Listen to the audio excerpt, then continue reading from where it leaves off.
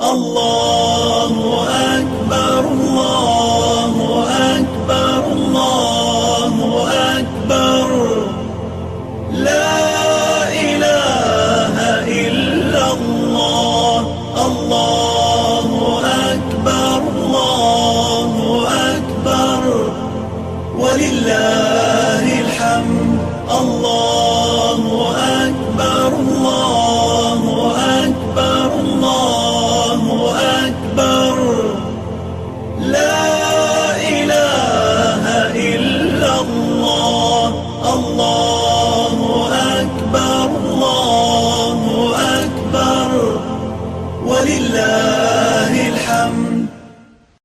أعوذ بالله من الشيطان الرجيم. بسم الله الرحمن الرحيم. إن الحمد لله نحمده ونستعينه ونستغفره ونستهديه ونعوذ بالله من شرور أنفسنا ومن سيئات أعمالنا. من يهده الله فهو المهتدي ومن يضلل فلن تجد له وليا مرشدا. وأشهد أن لا إله إلا الله وحده لا شريك له وأشهد أن سيدنا وحبيبنا وقدوتنا محمد صلى الله عليه وعلى آله وصحابته ومن اهتدى بهديه إلى يوم الدين. أما بعد. Au nom d'Allah, le clément, le miséricordieux, le tout miséricordieux, nous le louons, nous le glorifions, nous lui demandons pardon pour tous nos péchés et nous implorons sa miséricorde et sa grâce, qu'il nous assiste dans nos différentes adorations, qu'il exauce nos invocations, qu'il nous comble de ses bienfaits et de sa grâce, et qu'il nous oriente tout au long de notre vie vers le bon et le droit chemin. Nous lui demandons d'accorder au prophète Muhammad sallallahu alayhi wa sallam la bénédiction, la grâce et la paix comme il a toujours fait, qu'il fasse cela pour sa famille, pour ses compagnons et pour tous ceux qui suivent sa voie jusqu'au jour du jugement dernier. Chers téléspectateurs de la Sunna TV, nous poursuivons toujours avec vous la biographie du prophète Muhammad sallallahu alayhi wa sallam. Et nous étions arrêtés la fois passée sur le début de la révélation et les premiers actes du prophète Muhammad sallallahu alayhi wa sallam suite à la descente des premiers versets qui l'invitent à commencer par appeler les gens à l'islam.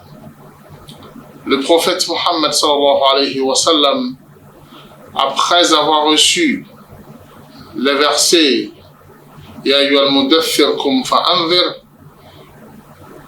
qui veut dire celui qui dit enveloppez-moi, enveloppez-moi, lève-toi et avertis.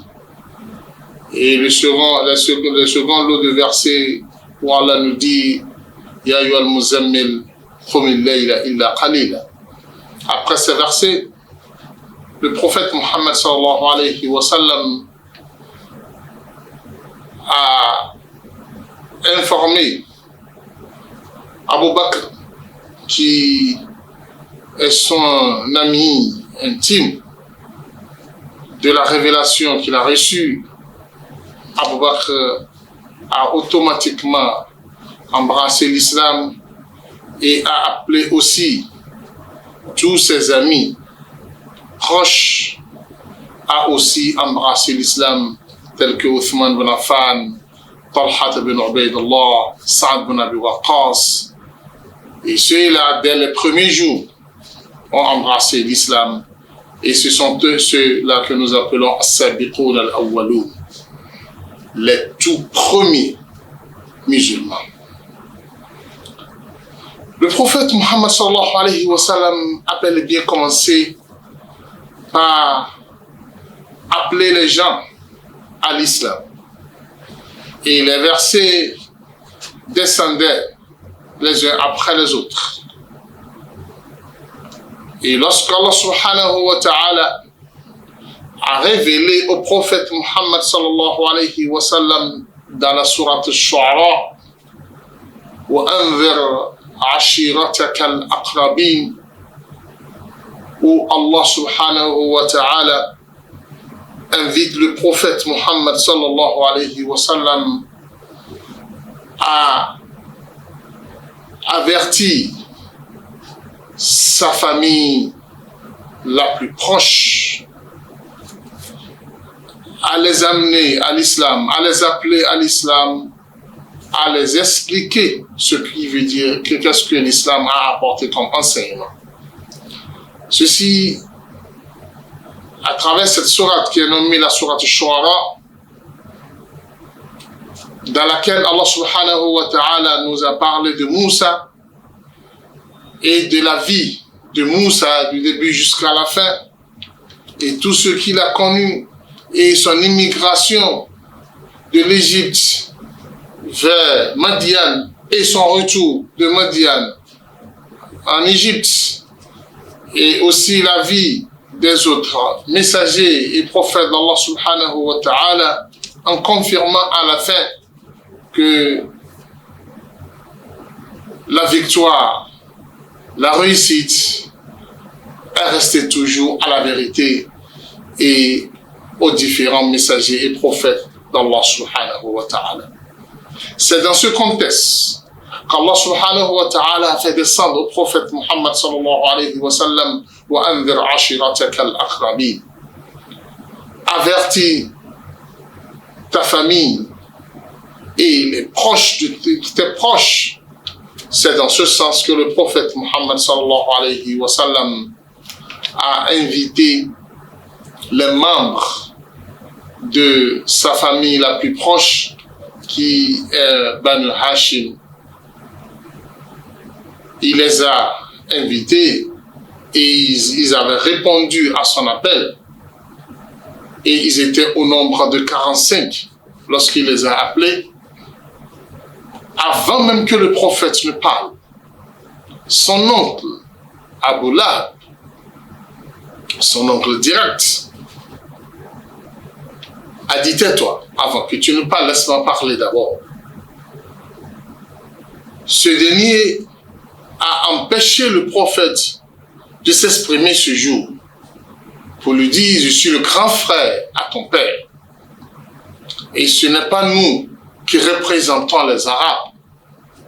Nous ne sommes qu'un clan de la grande tribu et aussi de toute la famille et la communauté arabe. Et ce n'est pas à nous de s'imposer à eux. Ce que tu veux dire là, je ne suis pas d'accord avec toi. Il a empêché le prophète Muhammad sallallahu alayhi wa sallam de parler cette fois-ci. Et la science est levée. Le prophète Muhammad sallallahu alayhi wa sallam ne s'est pas désespéré. Il a encore une seconde fois réinvité cette même famille à une nouvelle assise. Et comme la première fois, ils ont tous répondu à l'appel du prophète Muhammad sallallahu alayhi wa sallam, vu l'honneur et le respect qu'ils éprouvaient au prophète Muhammad sallallahu alayhi wa sallam. Cette fois-ci, le prophète n'a pas été empêché, personne ne l'a pu empêcher de parler et de s'adresser à sa famille. C'est là le prophète Muhammad sallallahu alayhi wa sallam les a informés qu'il est le messager d'Allah à eux d'abord, à sa petite famille, avant qu'il ne soit le messager à toute l'humanité. Et il est venu pour les libérer de l'adoration des créatures d'Allah subhanahu wa ta'ala et les amener à l'adoration d'Allah subhanahu wa ta'ala, le Créateur. C'est ainsi que Abu Talib, qui est aussi l'oncle du prophète Muhammad sallallahu alayhi wa sallam, fut le premier à répondre à la parole du prophète Muhammad sallallahu alayhi wa sallam, Abu Talib dit ceci: mon fils Muhammad, j'aime bien ce que tu as apporté, j'ai bien compris tes explications et je vois bien la véracité de ce que tu dis. Alors, poursuis tranquillement ton chemin. Je jure par Allah subhanahu wa ta'ala que je resterai tout le temps à tes côtés. Je te protégerai et je t'accorderai tout le soutien nécessaire pour que tu réussisses ta mission.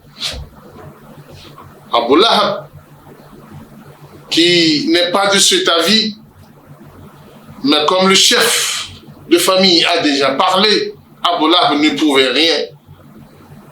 Il a chuchoté simplement qu'il dit: quel malheur! Et quel malheur est en train de tomber sur notre famille, selon lui. Et il disait que si vous ne prenez pas vite la main de ce jeune homme, je ne sais pas ce qu'il va devenir. Le prophète Muhammad sallallahu alayhi wa sallam, après avoir concerté et échangé avec sa famille la plus proche, qui est Banu Hashim et Banu Abd Manaf, le prophète, qui a bien compris le sens du verset wa anzir ashirataka, s'est monté sur la montagne de Safa. Parce que lorsqu'Allah a dit ta famille proche, le prophète a compris qu'Allah avait dit Quraysh, qui est sa grande famille. Le prophète Muhammad sallallahu alayhi wa sallam est monté sur la montagne de Safa et a commencé par appeler chaque clan de la grande tribu Quraysh, de la grande famille Quraysh, en les appelant un à un. Ya Bani Fafir, Ya Bani Adi, Ya Fulan, ainsi de suite. Tous sont sortis et se sont rassemblés sous la montagne de Safa.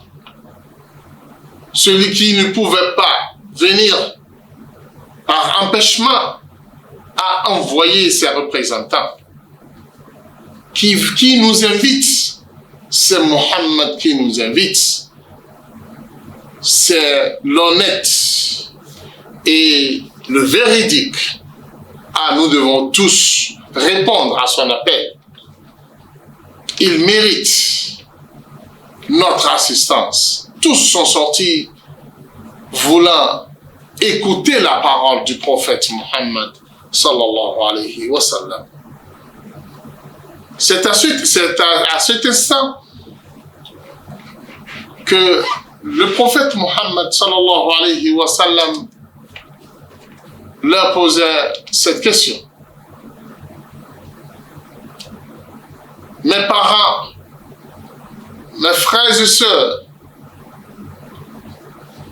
et si je vous informe que derrière cette montagne,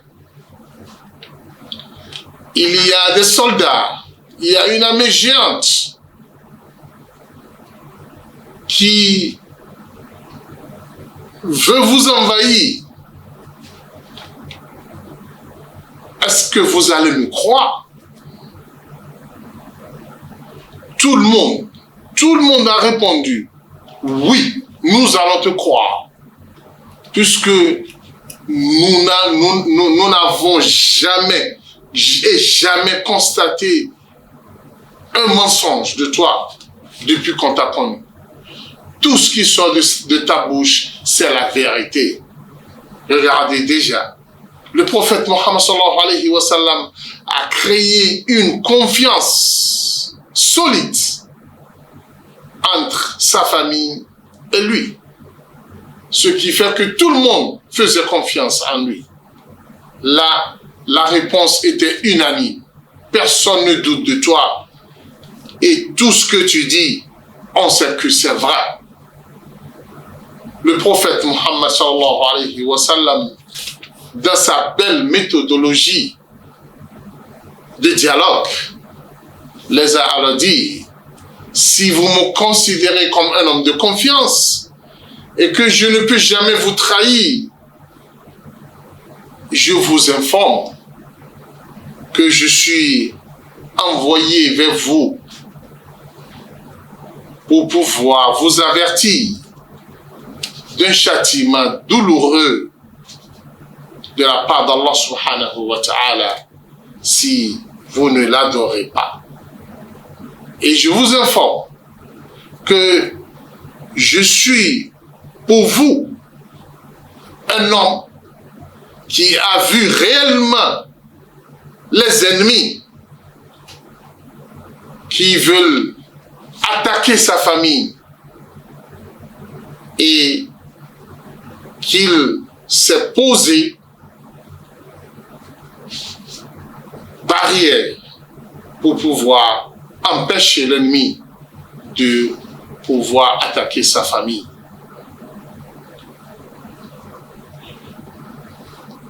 Chers membres de ma famille, il est temps que chacun achète son âme auprès d'Allah subhanahu wa ta'ala. Que chacun délibérément se libère de l'enfer. C'est ainsi que le prophète Mohammed sallallahu alayhi wa sallam a commencé par appeler les clans de la famille de Quraysh, clan par clan, clan par clan, en leur disant ceci. Libérez-vous du châtiment d'Allah, de l'enfer d'Allah, car je ne peux rien pour vous. Acceptez l'appel d'Allah subhanahu wa ta'ala, vous allez réussir. Le prophète a appelé clan par clan jusqu'à ce qu'il est arrivé à son propre clan, qui est le clan de Abdul Muttalib. En appelant maintenant les grandes têtes de son clan, en finissant sur Abu Talib, et il revient maintenant à sa famille, à ses enfants, à ses filles.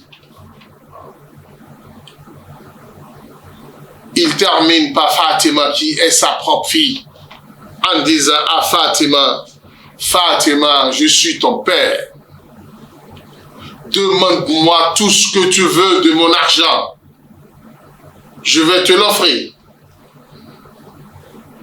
Mais sache que ta libération de ton enfer est dans tes propres mains. Je ne peux rien pour toi, ni bien ni mal. Tout ce que je te demande, c'est de croire en Allah subhanahu wa ta'ala, car je ne peux être utile à toi en rien si tu ne crois pas en Allah subhanahu wa ta'ala. C'est ainsi que le prophète Muhammad sallallahu alayhi wa sallam a commencé discrètement cet appel. Le prophète, après qu'il a appelé sa famille proche, le prophète a poursuivi sa mission et cela a duré 3 ans. 3 ans durant. Durant ce temps, la persécution de Quraysh n'a pas encore pris de l'ampleur. Jusqu'à ce que, parce que en ce temps, l'appel, les enseignements sont limités sur la famille Quraysh. Puisque le verset est clair, Anzir ashiratak al-aqrabin, avertis d'abord tes familles les plus proches. c'est après 3 ans qu'Allah subhanahu wa ta'ala a fait descendre le verset Fasda' bima tu'mar wa a'rid 'anil mushriki.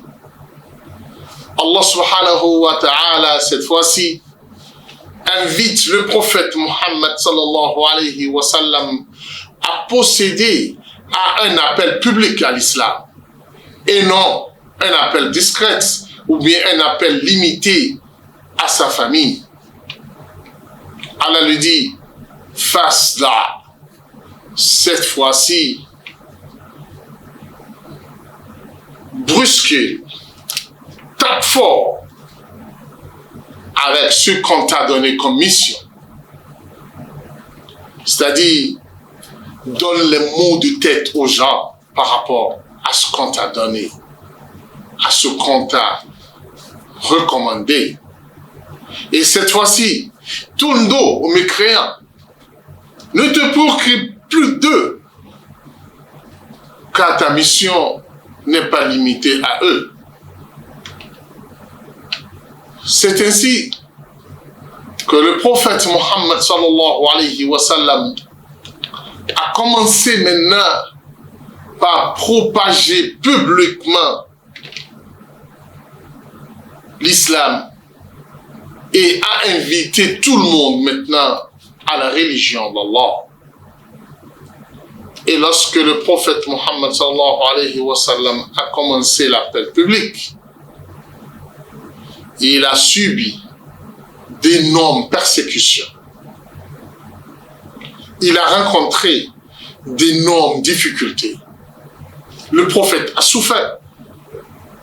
Ses compagnons ont souffert. Et la vie n'a pas été du tout facile pour lui et pour tous ceux qui ont embrassé l'islam. Nous allons revenir après la pause en vous apportant des éclaircissements sur les différentes persécutions que le prophète a connues au début de l'islam et durant les 3 premières années, c'est-à-dire les 6 premières années, les 3 premières années de l'appel public. Quels sont les grands événements qui se sont produits? Comment est-ce que le prophète Muhammad sallallahu alayhi wa sallam a vécu cette période? Nous revenons après la pause. Qu'Allah subhanahu wa ta'ala nous éclaircisse davantage dans notre religion, qui nous accorde l'amour du prophète Muhammad sallallahu alayhi wa sallam. Assalamu alaikum warahmatullahi wabarakatuh. Ìkànnì tẹ́ ń wò yìí náà ní ìkànnì Sunna TV. Níbi tí àwọn onímọ̀ ti ń tẹ ìmọ́lẹ̀ sórí ẹ̀sìn Islam látòrí Sunna TV. Ìmọ́lẹ̀ nínú Sunna Nabi Muhammad sallallahu alayhi wa sallam. Ní gbogbo ìgbà ní kẹ́ ẹ máa wò wá tí ẹ sì máa rí ẹ̀kọ́ ìsìn kọ́ lórí ìkànnì yìí náà ni o. Òun ló múlẹ̀ rẹ̀kẹ̀tẹ̀ yàtọ̀ yìí. Gbogbo mùsùlùmí lọ́kùnrin àti lóbìnrin, ẹ jẹ́ ká máa wo Sunna TV. Ẹ jẹ́ àwọn ọmọ wa náà máa wo Sunna TV kí wọ́n lè bá ní ìmọ̀ tó péye nípa Sunna. Ìkànnì tó ń tàn mọ́lẹ̀ sínú ẹ̀sìn ni Sunna TV Yorùbá. Ẹ máa wò wá ní gbogbo ìgbà kẹ́sì máa kọ́ ẹ̀kọ́ tó péye nípa Sunna. Alhamdulillah, salatu wa salam ala rasulillah. Chers téléspectateurs, nous poursuivons toujours la biographie du prophète Muhammad sallallahu alayhi wa sallam. Après ces 3 ans et au début de la 3e année, le prophète Muhammad sallallahu alayhi wa sallam, qui a bel et bien commencé par appeler publiquement l'islam, et comme vous le savez bien, les Arabes continuaient toujours à effectuer le pèlerinage à la Mecque. Les grandes familles de Quraysh et les responsables de Quraysh se sont réunis pour s'entendre sur les qualifications qu'ils devraient donner au prophète Muhammad sallallahu alayhi wa sallam et quelle devrait être leur réponse unique si les autres Arabes les posaient des questions par rapport au prophète. Ils se sont réunis et ils ont commencé par s'échanger sur les différents noms qui devraient coller au prophète et les grandes accusations qui devraient coller au prophète Muhammad sallallahu alayhi wa sallam. Certains disent, nous devons dire qu'il est fou, parce que ce qu'il apporte, c'est qu'il a perdu la tête, sinon il ne peut pas le dire. D'autres ont dit, non, nous allons dire qu'il est un devin, parce que quand il vous informe de quelque chose, ça arrive. D'autres ont dit, non, nous ne pouvons pas dire tout cela parce qu'on n'a aucun signe de folie en lui. Et ce n'est pas tout le temps qu'il nous informe des choses. Et nous connaissons les devins, nous connaissons la manière dont les devins s'expriment. Tout ce qu'on peut dire de lui et qui pouvait être confirmé, c'est qu'il était un vrai magicien. Il était un vrai magicien parce que quand il parle, sa parole vous perce et vous n'avez pas le choix face à sa parole à part d'accepter et de le suivre. Dans ce sens, nous ne pouvons que dire qu'il a une particularité dans ce sens-là et nous devons être unanimes sur le fait qu'il était magicien. C'est pour cela que lors de ce pèlerinage, du fin de l'année 3 de 3e année, les Quraysh sont apprêtés. Chaque fois qu'un convoi venait, il les empêchait de se rapprocher du prophète Muhammad sallallahu alayhi wa sallam.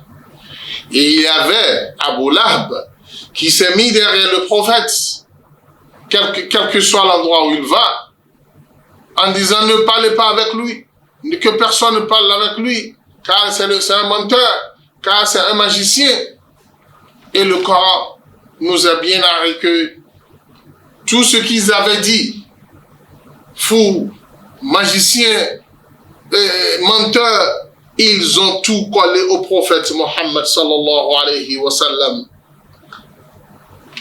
قالوا يا أيها الذي نزل عليك إليه يا أيها الذي نزل إليه الذكر إنك لمجنون. Toi à qui on a fait descendre la révélation, tu es un fou. C'est ainsi qu'ils l'ont qualifié de fou. Ils l'ont qualifié de magicien. Et le chef de toutes ces accusations, c'est qu'il était magicien. Le prophète Muhammad sallallahu alayhi wa sallam était tellement gêné et son cœur se serrait tout le temps de ce qu'il disait.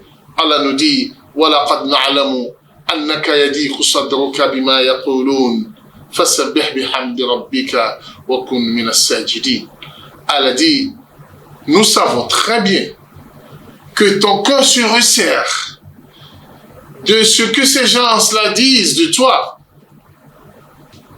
Tout ce qu'on a à te dire, c'est de ne pas te préoccuper de cela. Célèbre la gloire de ton Seigneur et reste tout le temps en prosternation pour ton Seigneur. Les Quraysh ont essayé de coller au prophète Muhammad sallallahu alayhi wa sallam plusieurs accusations. Certains disent que il y a quelqu'un qui l'enseigne ce qu'il apporte comme information. Et d'autres ont dit que ça là, c'est des légendes, des gens, des premiers gens. Il a pu rassembler cela, c'est ça qu'il lit tout le temps aux gens. Là, d'un côté, ils accusent le prophète Muhammad sallallahu alayhi wa sallam, ils collent en lui beaucoup d'accusations.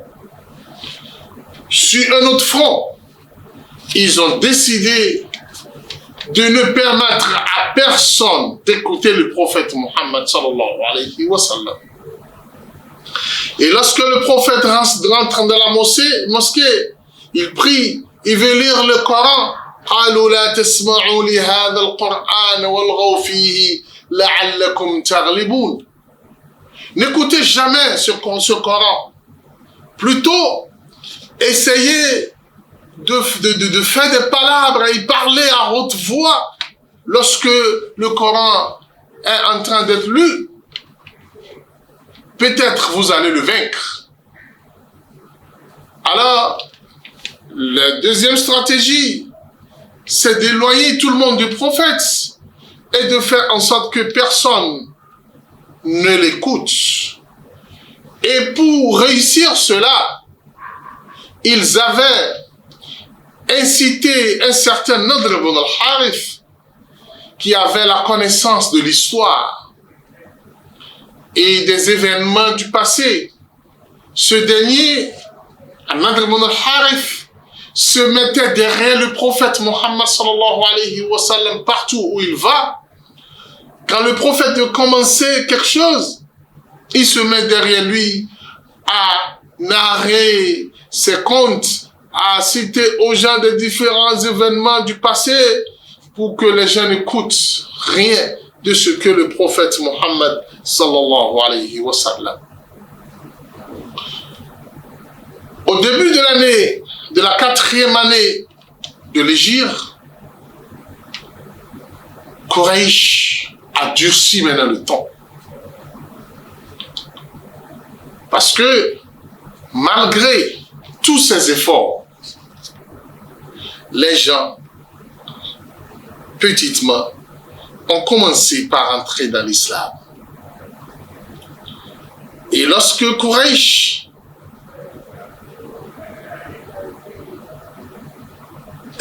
entend que quelqu'un a embrassé l'islam, ça les créait de chagrin, ça les énervait. Ce qui a fait que les dirigeants de Quraysh ont décidé maintenant de persécuter quiconque va embrasser l'islam. Quiconque va rentrer dans la religion du prophète Mohammed sallallahu alayhi wa sallam doit subir un châtiment lourd. Voilà la décision de Quraysh. Abu Jahl, qui était le grand dignitaire de la Mecque en ce temps, a décidé que si un riche embrasse l'islam, ils vont le faire subir de lourds châtiments jusqu'à ce qu'ils vont l'appauvrir. Et il ne pourra rien contre leur décision. Si c'est un pauvre, il sera humilié, il sera persécuté. Cette décision a été prise et ils ont commencé par persécuter les nouveaux musulmans. Et surtout, ceux qui n'avaient pas de grande famille à l'intérieur de la Mecque, les pauvres qui n'avaient pas de moyens pour se défendre. Parce que c'est avéré que certains esclaves qui étaient encore sous le dignitaire de Quraysh ont embrassé l'islam. En l'occurrence de Bilal. Bilal, qui était l'esclave de Umayya ibn Khalaf al-Jumahi, a embrassé l'islam. Et Umayya dit, je ne veux pas entendre cela. Moi, mon esclave, mon serviteur, embrasse l'islam. Ce serviteur sera châtié. Je vais lui faire voir toutes les couleurs. Umayya ibn Khalaf attachait la corde au cou de Bilal. Il tirait la corde et les petits enfants la tirent avec lui et il baladait. Il se baladait à l'intérieur de la Mecque et à l'intérieur des montagnes avec Bilal, la corde au cou. Et il amène jusqu'au désert et il les jette à même le sol en mettant de gros cailloux sur son ventre, en le frappant, en le fouettant, en lui disant soit tu laisses la religion de Mohammed ou bien tu resteras sous ce châtiment ta vie durant. Mais Bilal ne disait rien à part Ahadun Ahad. J'ai accepté l'unicité d'Allah et je ne reconnais rien à part l'unicité d'Allah. Il est resté sous cette manière de torture jusqu'à ce que Abu Bakr est venu voir Umayya pour lui dire: peux-tu me vendre ton esclave? Umayya dit: il ne vaut rien chez moi. À combien tu veux l'acheter? C'est ainsi que Abu Bakr Siddiq a pu sauver Bilal ibn Abi Rabah des griffes de cet ennemi d'Allah, Abu Jahl, et il est devenu libre et il a pu poursuivre sa religion à côté du prophète Mohammed sallallahu alayhi wa sallam. Parmi ceux qui ont subi de lourdes persécutions, nous ne pouvons pas passer sans citer Ammar ibn Yasir, la famille de Ammar ibn Yasir. Ammar, son père Yasir et sa mère Sumayya ibn Khayyat,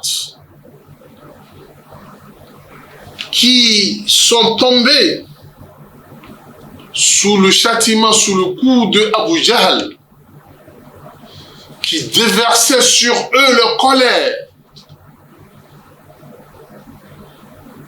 Devant Ammar, Abu Jahl a percé le vagin de Sumayya et il l'a tuée sur le champ. Et elle fut la première martyre que l'islam a connue. La première martyre en islam, c'est Sumayya bint Khayyat. Elle a été exécutée devant son fils Ammar. Et après l'avoir exécutée, Abu Jahl a encore exécuté son père au vu et au su de leur fils Ammar. Et Ammar criait, il hurlait, et Abu Jahl lui dit: soit tu insultes Muhammad sallallahu alayhi wa sallam, ou soit tu restes sous ce lourd châtiment. Ammar ibn Yasir n'avait pas le choix. Il a insulté le prophète Muhammad sallallahu alayhi wa sallam. Et on l'a lâché. Et il est allé regagner le prophète Muhammad sallallahu alayhi wa sallam pour lui informer de ce qui lui est arrivé. Et le prophète Muhammad lui a dit: Ammar, pas de souci pour toi, car tu l'as dit sous contrainte. Beaucoup de nouveaux musulmans ont subi d'énormes châtiments des mains des ennemis d'Allah subhanahu wa ta'ala. De la même manière, le prophète Muhammad sallallahu alayhi wa sallam, de l'autre côté, parce que il est sous le protectorat de son oncle Abu Talib, Quraysh ne pouvait pas le faire subir de lourds châtiments comme ils étaient en train de faire pour ses compagnons. Ils sont allés voir son oncle Abu Talib pour lui dire: Abu Talib, les dignitaires de la Mecque sont venus te voir et nous sommes venus te parler de ton fils et de tout ce qu'il dit de nous, parce que il nous traite d'imbéciles, il nous traite d'ignorants, il nous traite d'imbéciles et il insulte nos grands-parents et nos dieux. Nous ne pouvons pas continuer à se taire face à cette humiliation. Nous te demandons de rappeler ton fils à l'ordre. Abu Talib est allé voir le prophète Mohammed sallallahu alayhi wa sallam pour lui faire part de ce que les dignitaires de la Mecque disent.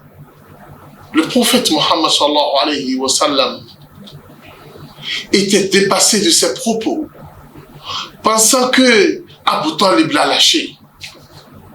Le prophète dit à Abu Talib: oncle, écoute bien, même si vous mettez le soleil sur ma main droite et la lune sur ma main gauche, en me poussant à laisser cette religion, je ne laisserai jamais.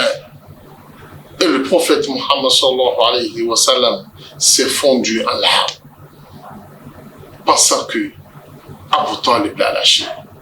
C'est là où Abu Talib lui confirma encore une fois: mon fils, continue ta mission, je suis avec toi. Les Quraysh n'ont pas digéré la suite de leur intervention au niveau de Abu Talib. Ils ont dit: c'est peut-être que Mohammed a une valeur chez lui et ce n'est pas facile que quelqu'un laisse son enfant, son fils de valeur pour rien. Nous devons réfléchir sur les propositions à apporter à Abu Talib et quelle question on doit faire. C'est ainsi qu'ils ont réfléchi autrement. Et ils sont allés chercher un jeune homme parmi les plus beaux jeunes hommes de Quraysh, solide et bien en forme. Ils sont allés prendre un jeune homme au nom de Ammar ibn al-Walid ibn al-Mughira. Ils sont allés le voir. Ils ont dit à son père: laisse-nous ton fils, nous allons l'amener au prophète, nous allons l'amener à Abu Talib en échange de Mohammed sallallahu alayhi wa sallam. C'est ainsi que Quraysh a dépêché une délégation vers Abu Talib, accompagné de l'un de leurs fils, Ammar ibn al-Walid ibn al-Mughira. Ils sont arrivés chez Abu Talib en lui disant, ils lui ont dit ceci: Abu Talib, nous reconnaissons bien la valeur de ton fils et nous ne voulons pas que tu le perdes. C'est pour cela que nous avions amené un de nos braves fils pour que tu le gardes et qu'il devienne ton fils en échange de Mohammed que tu vas nous laisser aller exécuter. Abu Talib les a répondu tranquillement en leur disant ceci: mais vous me prenez pour qui? Vous allez me donner votre fils, je vais le nourrir pour vous, je vais le garder pour vous, je vais le chouchouer pour vous, et vous allez prendre mon fils, aller le tuer. Mais vous me prenez pour qui, même vous, ces gens-là?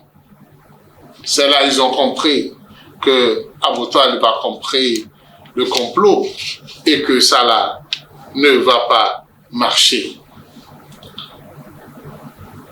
Ils ont essayé tout cela d'un côté, ça n'a pas marché. Ils ont décidé maintenant de persécuter le prophète Mohammed sallallahu alayhi wa sallam dans sa personnalité. Maintenant, qu'est-ce qu'il faut faire? Abu Lahab, qui est l'oncle direct du prophète Mohammed sallallahu alayhi wa sallam, et dont ses deux fils, Utba ou Utayba, se sont mariés aux filles du prophète Mohammed sallallahu alayhi wa sallam, Ruqayya wa Kulthum. Abu Lahab a demandé à ses deux fils de divorcer les deux filles du prophète Muhammad sallallahu alayhi wa sallam, à chacun de son fils de divorcer son épouse, qui est la fille du prophète Muhammad sallallahu alayhi wa sallam, et que cela soit fait de façon brutale pour énerver le prophète Muhammad sallallahu alayhi wa sallam. Ce qui a été fait. Et les deux filles du prophète Muhammad sallallahu alayhi wa sallam ont été divorcées. Alhamdulillah. Le prophète a remarié ses deux filles. Ousmane bin Affan s'est marié à Ruqayya. Après le décès de Ruqayya, Ousmane s'est marié encore à Kulthum. Voilà des belles solutions pour le prophète Muhammad sallallahu alayhi wa sallam. Abu Lahab ne s'est même pas limité à ce niveau. Lorsque le prophète Muhammad sallallahu alayhi wa sallam a perdu son dernier fils de Khadija, qui est Abdullah, immédiatement que l'événement s'est produit dans la maison du prophète, puisque Abu Lahab était le voisin du prophète, c'est Abu Lahab qui s'est senti heureux, joyeux.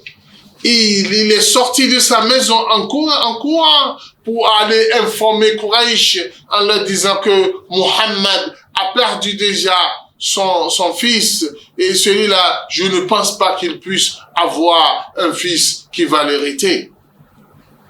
C'est par rapport à celui-là que le verset était descendu. Inna a'tainaka al-kawthar fasalli li rabbika wanhar inna shani'aka huwal abtar. Celui qui te hait, c'est sûrement lui qui n'aura pas de descendant après lui. Certes, Abu Lahab n'a pas pu avoir de descendant parce que il est mort. Tous ses fils-là même ont été dévorés par le lion. Alors dans ce sens, Abu Lahab a tout perdu, y compris sa femme, Jamil, Arwa bint Harb bin Umayya, aussi persécutait le prophète Muhammad sallallahu alayhi wa sallam, en allant chercher les épines qu'il mettait à la porte du prophète Muhammad sallallahu alayhi wa sallam, et partout le prophète passait, et c'était une dame qui a une langue tranchante, et elle parlait mal du prophète Muhammad sallallahu alayhi wa sallam, et avait décidé un jour de jeter des pierres sur le prophète Muhammad sallallahu alayhi wa sallam lorsqu'elle a appris que le Coran est descendu sur eux, en disant que il m'a insulté, je vais lui jeter des pierres, mais le prophète était debout, il ne l'a pas vu, puisque Allah subhanahu wa ta'ala a protégé le prophète Muhammad sallallahu alayhi wa sallam. Beaucoup de persécutions. Le prophète, des fois, sera en train de prier dans la mosquée et on s'en va chercher le placenta des animaux, soit des chameaux, soit des moutons. On vient verser ça sur le prophète Muhammad sallallahu alayhi wa sallam. Imaginez toutes ces odeurs. Et le prophète, le jour où on a versé sur lui le placenta du chameau, avec tout ce que ça contient, le prophète est resté là, ne s'est pas levé jusqu'à ce que Fatima, sa fille, est venue soulever de la tête de son père tous ses déchets, ses souillures, et il a fait lever son père pour l'amener à la maison.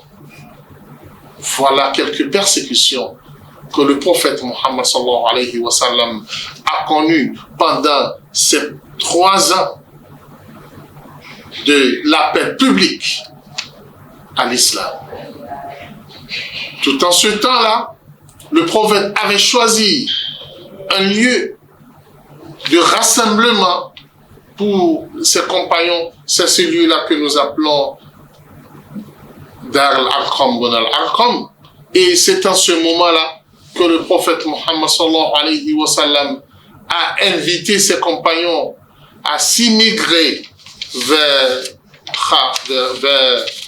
Abyssinie, à Habasha, lorsque le prophète a pressenti dans le verset de Zumar, dans le verset 10 de Zumar, où Allah subhanahu wa ta'ala les a dit « Lilladina ahsanu fi hadi dunya hasana wa ardullahi wasi'a » La terre d'Allah est vaste. Si vous subissez, il faut chercher ailleurs. Ce qui a fait que le prophète Muhammad sallallahu alayhi wa sallam a donné l'ordre à ses compagnons d'aller se rendre en Abyssinie, puisque il y a un roi juste là qui n'accepte jamais l'injustice. Nous allons venir prochainement, Inch'Allah, pour vous parler de cette immigration, l'immigration des compagnons du prophète Muhammad sallallahu alayhi wa sallam de la Mecque vers Abyssinie, qui est Éthiopie aujourd'hui, et les événements qui se sont produits à Abyssinie et comment est-ce que les musulmans ont été traités sur ce territoire. Qu'Allah subhanahu wa ta'ala nous comble de ses bienfaits, qu'il accepte de nous nos différents efforts pour l'islam et qu'il nous oriente tout au long de notre vie vers le bon et le droit chemin. Restez tout le temps sous la miséricorde et la bénédiction d'Allah. Wassalamu alaikum wa rahmatullahi wa barakatuh. Allahu Akbar, Allahu Akbar, Allahu Akbar. La ilaha illa Allah, Allahu Akbar, Allahu Akbar. Walillahi alhamd, Allahu Akbar, Allahu Akbar, Allahu Akbar.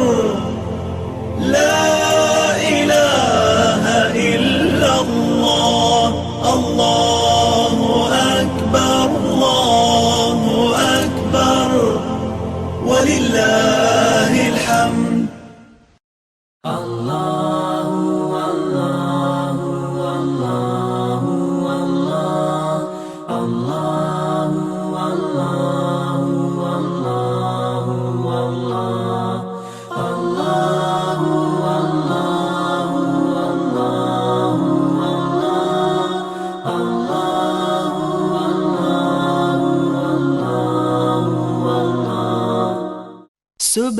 Subhanallah walhamdulillah wa la ilaha illallah wallahu akbar wa la hawla wa la quwwata illa billahil aliyyil azim wa la hawla wa la quwwata illa billahil aliyyil azim.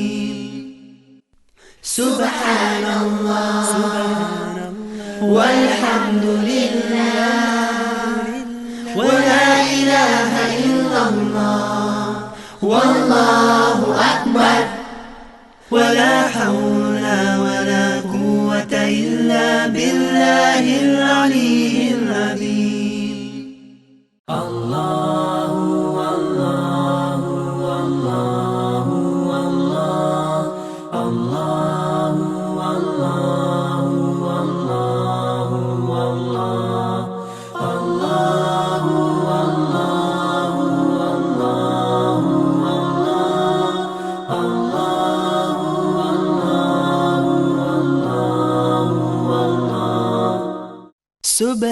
Subhanallah walhamdulillah wa la ilaha illallah wallahu akbar wa la hawla wa la quwwata illa billahil aliyyil azim wa la hawla wa la quwwata illa billahil aliyyil azim. Subhanallah walhamdulillah wa ولا إله إلا الله والله أكبر ولا حول ولا قوة إلا بالله العلي العظيم الله الله الله الله الله الله الله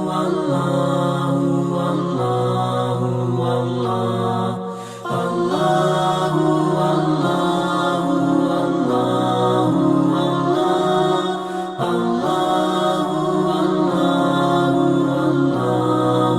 الله سبحان الله والحمد لله ولا إله إلا الله والله أكبر ولا حول ولا قوة إلا بالله العلي العظيم ولا حول ولا قوة إلا بالله العلي العظيم سبحان الله والحمد لله ولا إله إلا الله والله أكبر ولا حول ولا قوة إلا بالله العلي العظيم الله الله الله الله الله الله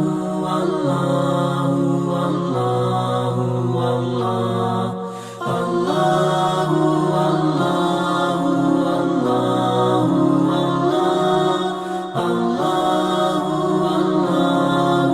الله الله سبحان الله والحمد لله ولا إله إلا الله والله أكبر ولا حول ولا قوة إلا بالله العلي العظيم ولا حول ولا قوة إلا بالله العلي العظيم سبحان الله والحمد لله ولا إله إلا الله والله أكبر ولا حول ولا قوة إلا بالله العلي العظيم الله الله الله الله الله الله الله الله الله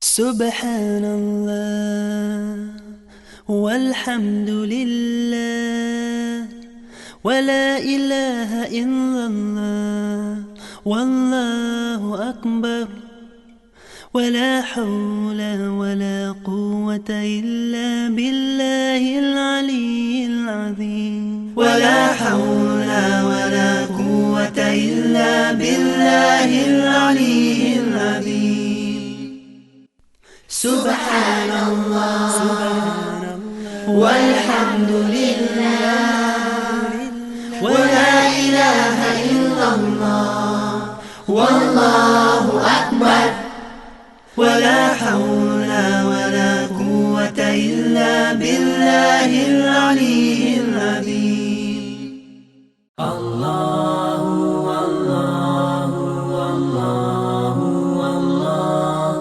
الله الله الله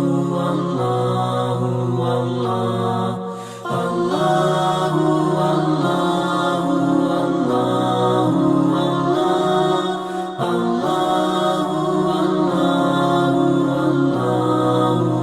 الله سبحان الله والحمد لله ولا إله إلا الله والله أكبر ولا حول ولا قوة إلا بالله العلي العظيم ولا حول ولا قوة إلا بالله العلي العظيم سبحان الله والحمد لله ولا إله إلا الله والله أكبر ولا حول ولا قوة إلا بالله العلي العظيم الله الله الله الله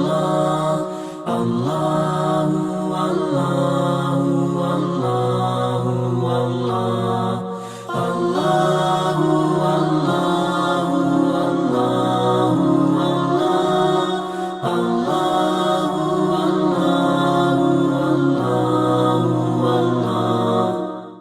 سبحان الله والحمد لله ولا إله إلا الله والله أكبر ولا حول ولا قوة إلا بالله العلي العظيم ولا حول ولا قوة إلا بالله العلي العظيم سبحان الله والحمد لله ولا إله إلا الله والله أكبر ولا حول ولا قوة إلا بالله العلي